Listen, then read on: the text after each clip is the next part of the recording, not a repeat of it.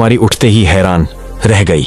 उसे ऐसा लग रहा था जैसे वह कितने सालों से सोई हुई थी। जब लखन ने राजकुमारी से उसके स्वास्थ्य के बारे में पूछा तो अचंभित राजकुमारी ने खुद को बिल्कुल ठीक बताया। राजा की खुशी का ठिकाना नहीं रहा।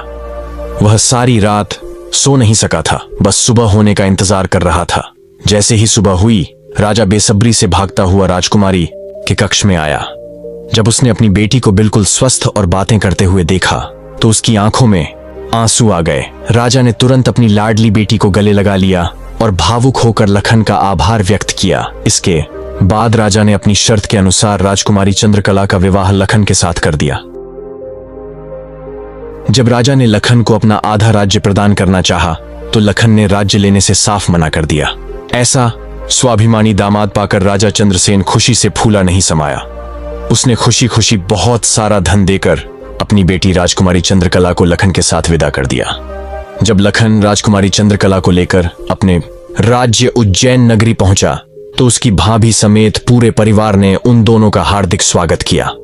लखन खुशी खुशी अपनी नवविवाहिता पत्नी राजकुमारी चंद्रकला के साथ रहने लगा। कुछ ही दिन बाद उज्जैन नगर में एक भव्य समारोह था जिसमें राजकुमारी चंद्रकला भी अपनी भाभी के साथ समारोह देखने गई हुई थी। तभी मेले में दूसरी तरफ से दैत्य दंभिकासुर ने प्रस्थान किया। इतने बड़े दानव को देखकर समारोह में हड़कंप मच गया। हर कोई अपनी जान बचाने के लिए इधर उधर भाग रहा था। दैत्य को देखकर राजकुमारी चंद्रकला भी अपनी भाभी के साथ समारोह से भागने लगी। तभी दैत्य दंभिकासुर की नजर राजकुमारी चंद्रकला पर पड़ गई। राजकुमारी के रूप और यौवन को देखते ही दानव दैत्य दंभिकासुर उस पर मोहित हो गया। उसने अपने जीवन काल में बहुत सी स्त्रियों को देखा था, लेकिन आज तक इतनी सुंदर स्त्री उसने कभी नहीं देखी थी। पलक झपकते ही उसने चंद्रकला को उठा लिया और उसे राज्य के बाहर अपनी गुफा में ले गया।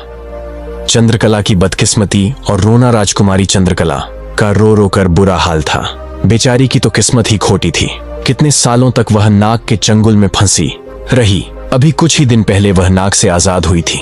सोचा था कि अब जिंदगी अच्छे से गुजरेगी, पर अब दैत्य दंभिकासुर ने उसे अपनी गुफा में कैद कर लिया। दैत्य दंभिकासुर उसकी मनमोहक सुंदरता से अभिभूत था, लेकिन उसने उसके साथ किसी प्रकार का बल प्रयोग नहीं किया। वह उस अद्भुत नारी को जबरदस्ती नहीं बल्कि सहमति से प्राप्त करना चाहता था। दैत्य दंभिकासुर ने कहा, या तो तू अपनी मर्जी से मेरे साथ रहने के लिए सहमत हो जा, अन्यथा आजीवन तू ऐसे ही मेरी कैद में सड़ती रहेगी। दैत्य की बात सुनकर राजकुमारी चंद्रकला गुस्से से रोती हुई बोली, मैं तुम्हारे साथ रहने से पहले मरना पसंद करूंगी। अगर तुम यह सोचते हो कि तुम मुझे यहाँ उठा लाए हो तो मैं तुम्हारी हो गई। यह तुम्हारी सबसे बड़ी भूल